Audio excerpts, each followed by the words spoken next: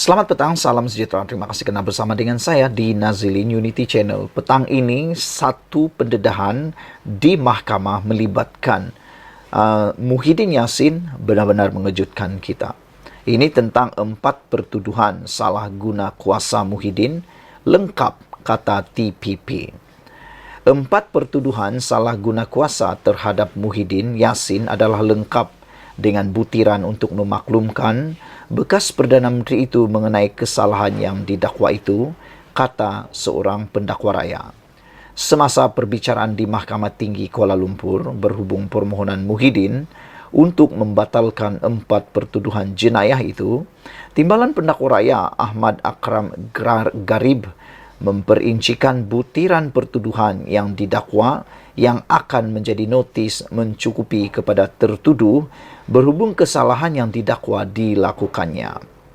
TPP itu menegaskan bahawa 4 pertuduhan berkenaan menyatakan unsur-unsur kesalahan di bawah Seksyen 23 dalam kurungan 1 Akta SPRM 2009, iaitu Muhyiddin atas kapasitinya sebagai pegawai awam ketika itu, iaitu Perdana Menteri telah menggunakan jawatan berkenaan untuk suapan RM232 juta. Adalah terlalu awal untuk mengatakan pertuduhan itu cacat. Pertuduhan itu adalah lengkap dengan notis yang mencukupi kepada Muhyiddin supaya dia boleh menyediakan pembelaan yang sewajarnya. Siapakah kamu ketika itu sebagai Perdana Menteri dan Presiden bersatu? Daripada mereka dakwaan suapan diterima ialah Bukhari Equity, Sdn Bhd serta 2 syarikat lain dan seorang individu. Apalagi yang kamu perlukan? RM200 juta itu dan tarik antara 1 Mac 2020 dan 20 Ogos 2021 adalah khusus. Kamu Muhyiddin sepatutnya tahu apa yang kamu lakukan ketika itu. Beban terletak pada kami pendakwaan untuk membuktikan kamu melakukan apa yang kamu lakukan berdasarkan perincian itu, kata Akram kepada Hakim Muhammad Jamil Hussein. Muhyiddin memfailkan notis usul untuk membatalkan tuduhan itu pada 18 April lalu dengan menamakan pendakwa raya sebagai responden.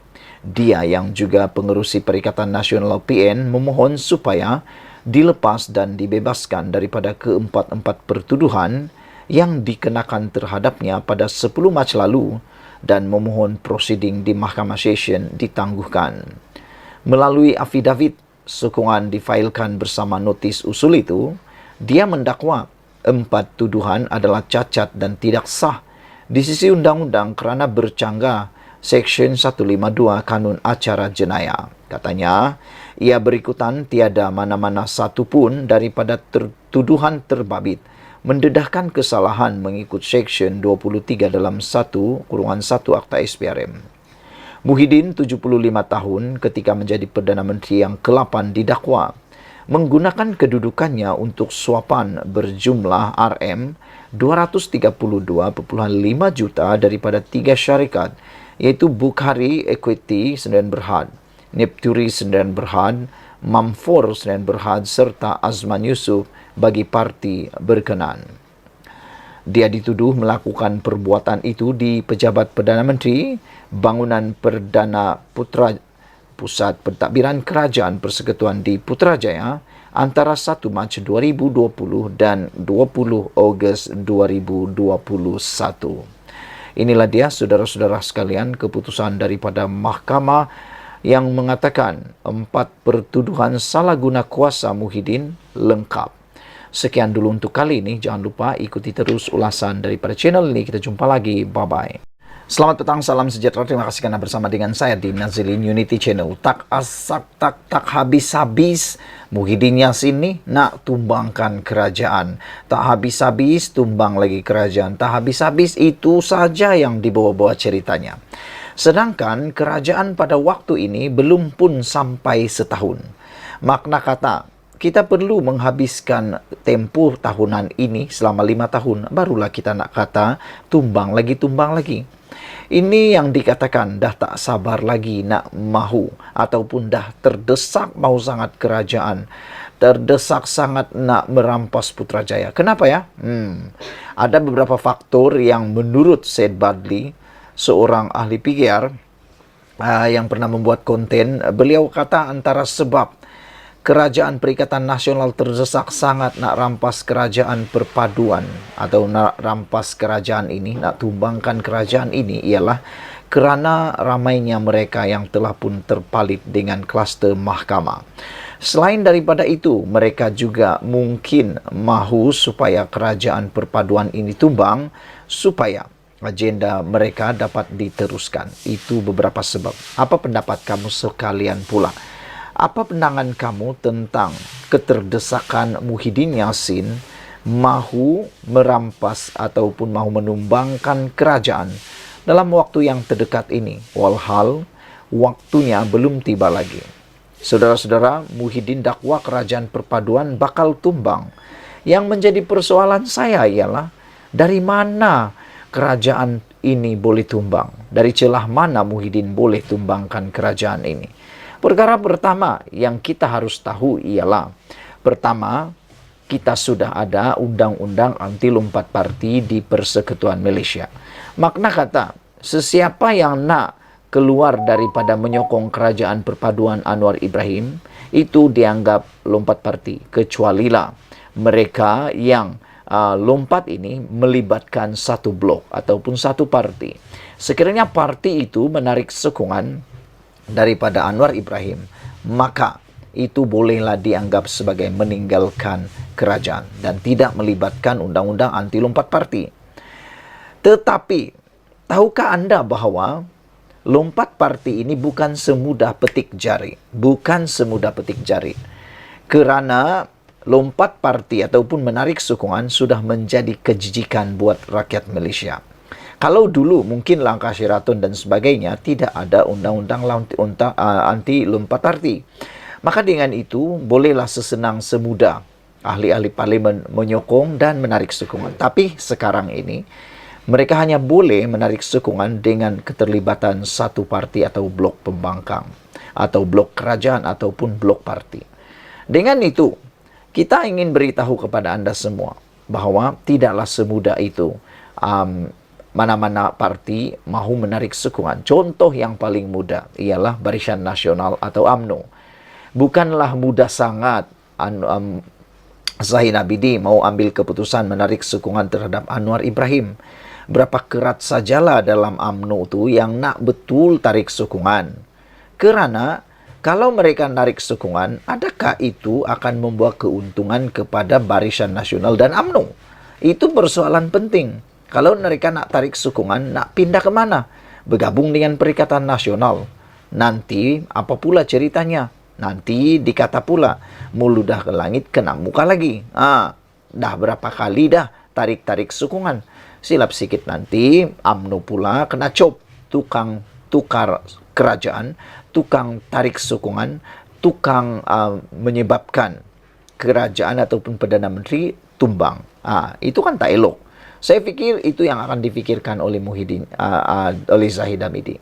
Selain daripada itu, saya fikir gabungan daripada Sabah dan Sarawak, yaitu GPS dan GRS, pun tidaklah semudah petik jari untuk Muhyiddin dapat memancing mereka. Memandangkan sekarang ini, GPS dan GRS amat rapat sekali dengan Anwar Ibrahim. Tidak ada isu langsung dengan Anwar Ibrahim. Bahkan, tidak ada suara-suara pun yang kita dengar di Sabah dan Sarawak yang mengaitkan atau bercakap tentang ketidakstabilan.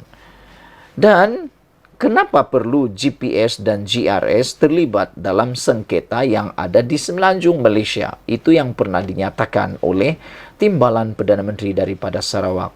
Saudara-saudara sekalian, apabila Muhyiddin mendakwa kerajaan perpaduan bakal tumbang, seperti yang Anwar Ibrahim pernah kata, beliau kata, silakanlah terus berangan-angan dan bermimpi. Kerana tak tahulah dari celah mana kerajaan perpaduan pimpinan Anwar Ibrahim ini akan tumbang. Dan nak tanya jugalah kepada Muhyiddin Yassin ni, dari mana celahnya beliau akan mendapat sokongan untuk menumbangkan kerajaan perpaduan pimpinan Anwar Ibrahim. Kalaupun dia dapat sokongan daripada parti ataupun ahli parlimen bebas, pun tak tahulah macam mana nak cukupkan. Kecualilah GPS, GRS dan Barisan Nasional tiba-tiba menarik sokongan. Itu mungkin boleh tumbang. Tapi seperti yang saya cakap tadi, bukanlah semudah petik jari. Selain itu, di mana keuntungan GPS untuk menarik sokongan terhadap Anwar Ibrahim? Mereka dah pun dapat timbalan Perdana Menteri.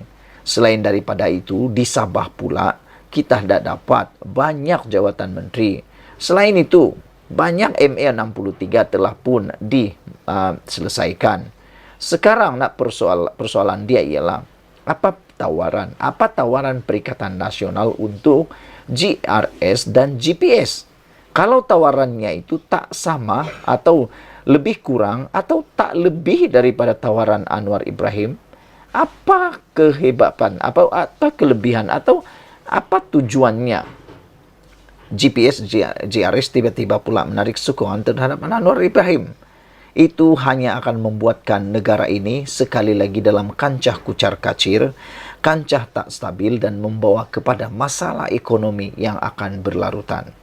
Saya fikir pemimpin di Sabah dan di Sarawak jauh lebih pintar daripada saya, jauh lebih pintar daripada orang-orang lain. Mereka tidak akan sekali-kali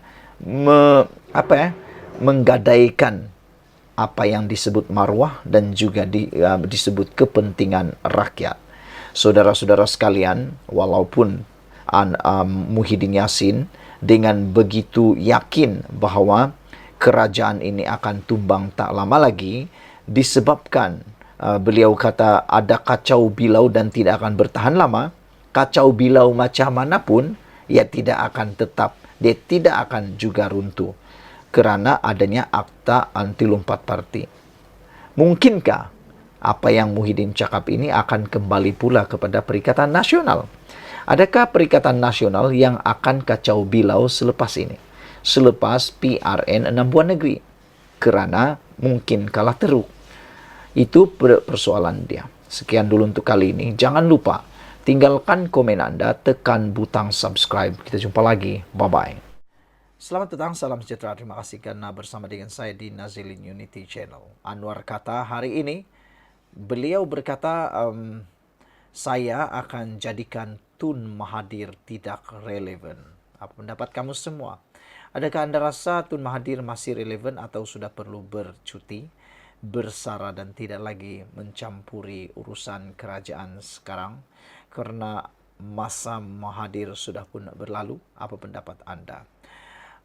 Anwar Ibrahim menyatakan kenyataan Tun Mahathir Mohamad mengenai promosi negara Malaysia berbilang bangsa sebagai sesuatu yang bertentangan dengan perlembagaan persekutuan adalah cubaan terdesak beliau untuk menarik perhatian dan dilihat relevan, kata Anwar Ibrahim. Mantan Perdana Menteri Dr. Mahathir telah kehilangan kerusi parlimen di Langkawi. Saya rasa kita tidak perlu ambil serius mengenainya. Ia adalah cubaan terdesak beliau untuk mendapat perhatian, untuk dilihat relevan, kata Anwar Ibrahim. Oh, rupa-rupanya barulah saya faham. Tujuan Mahathir Mohamad untuk menggunakan isu-isu panas, terutamanya kenyataan Mahathir berkaitan dengan berbilang bangsa yang bertentangan dengan perlembagaan persekutuan, adalah semata-mata untuk dapat memanggil perhatian, mendapat perhatian dan dapat kerelevanan semula, dilihat relevan dalam dunia politik Malaysia. Kata Anwar Ibrahim, saya akan jadikan beliau tidak relevan. Saya tidak akan memberikan sebarang komen mengenainya, kata Anwar Ibrahim lagi. Anwar berkata demikian semasa menjawab soalan yang dikemukakan oleh bekas Presiden Majlis Peguam Malaysia, Crispin Leong, mengenai bantahan ramai terhadap kenyataan oleh bekas Perdana Menteri itu yang menurutnya sudah hilang pengaruh berikutan kegagalannya besar dalam PRU lalu. Anwar berkata sebagai seorang berbangsa Melayu, beliau menghormati budaya Melayu, tradisi, bahasa dan raja-raja Melayu. Tetapi itu tidak menjadikan saya sebagai seorang bersifat perkauman. Dr. Mahathir perlu pula hendak tekankan bahawa ini negara Melayu semata-mata dan menafikan hak orang lain. Benar, kata Anwar Ibrahim, perlembagaan persekutuan itu jelas mengenai kedudukan kaum Melayu. Namun ia juga jelas dalam melindungi kebajikan seluruh rakyat dan masa depan seluruh rakyat negara ini dan menjamin masa depan untuk semua, kata Anwar. Perdana Menteri seterusnya berkata, kini setelah melangkah masuk ke tahun 2023, beliau tidak faham mengapa masih ada sesetengah pihak yang kekal dengan isu negara ini milik siapa, Melayu, Cina, atau Kristen. Ia diburukan lagi dengan pemimpin korup yang menyalahguna kuasa dan memperkaya diri sendiri. Mereka ini jutawan, anak-anak mereka adalah jutawan, kata Anwar Ibrahim. Jika benar kamu hendak bantu kaum Melayu, serahkan separuh daripada kekayaan kamu kepada kaum Melayu, katanya, yang kemudiannya disambut dengan tepukan gemuruh hadirin. Saudara-saudara sekalian, apa pendapat Anda dengan kenyataan Anwar Ibrahim ini? Yaitu, jika kamu hendak membantu kaum Melayu, serahkan separuh daripada kekayaan kamu kepada kaum Melayu. Apabila ini dikatakan, tentunya orang itu yang dinyatakan oleh Anwar Ibrahim ini pasti mempunyai kekayaan yang luar biasa. Sehingga kalau diberi separuh kepada kaum Melayu, pasti dapat membantu rakyat yang berbangsa Melayu. Oleh sebab itu, Anwar Ibrahim kata, saya akan jadikan Tun Mahathir tidak relevan. Wah, ini keputusan paling menakutkan Mahathir Mohamad. Ikuti terus ulasan selepas ini. Jangan layan Tun Mahathir, nanti rosak, pesan Adam Adli. Ini sambungan kepada isu Anwar Ibrahim kata, saya akan jadikan Tun M tidak relevan.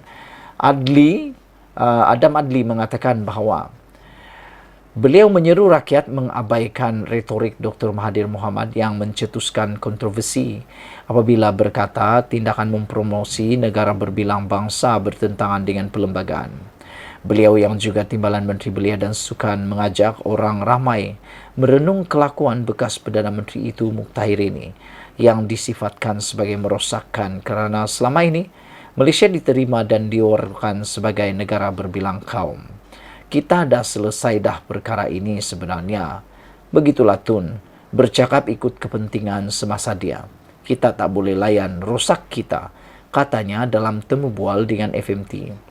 Di sebalik kontroversi tercetus, Adam berkata, sekurang-kurangnya masyarakat hari ini boleh menilai sendiri kata-kata Mahathir itu.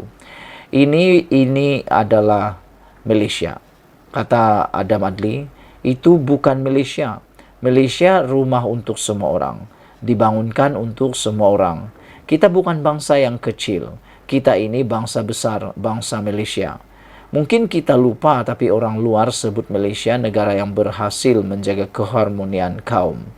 Selepas kalah teruk di Langkawi pada PRU 15, bekas Perdana Menteri itu kembali menjadi perhatian apabila mengasaskan proklamasi orang Melayu dan berganding bahu dengan Perikatan Nasional untuk PRN akan datang baru-baru ini.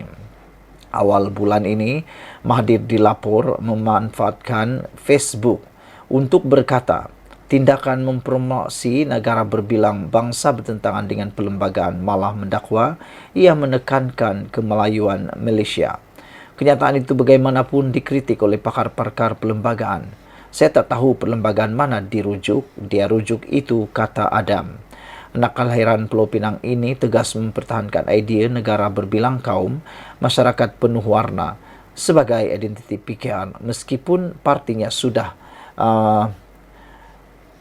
sukar menarik sokongan masyarakat Melayu dan Islam berbanding parti-parti berasaskan kaum atau agama. Kita cuba mendekati lebih ramai supaya faham bahawa Melayu dan Islam ini sangat menghormati orang lain. Selamat mesra, ada ketegasan, tapi dalam masa sama baik untuk semua orang. Adam percaya sekarang waktu yang sesuai untuk memperhebatkan usaha mendekati masyarakat Melayu dan golongan agamawan, kata beliau. Di samping kita pertahankan negara berbilang kaum dengan masyarakat yang penuh warna. Wah, saya suka dengan apa yang dikatakan oleh Adam Adli ini. Dan ya, seperti yang beliau kata, janganlah layan sangat Mahathir. Jangan layan Tun Mahathir, nanti rosak, kata Adam Adli. Beliau berkata, beliau berkata, orang ramai perlu merenung kelakuan bekas Perdana Menteri itu yang disifatkan sebagai merosakkan kerana selama ini Malaysia diterima dan war-warkan sebagai berbilang kaum.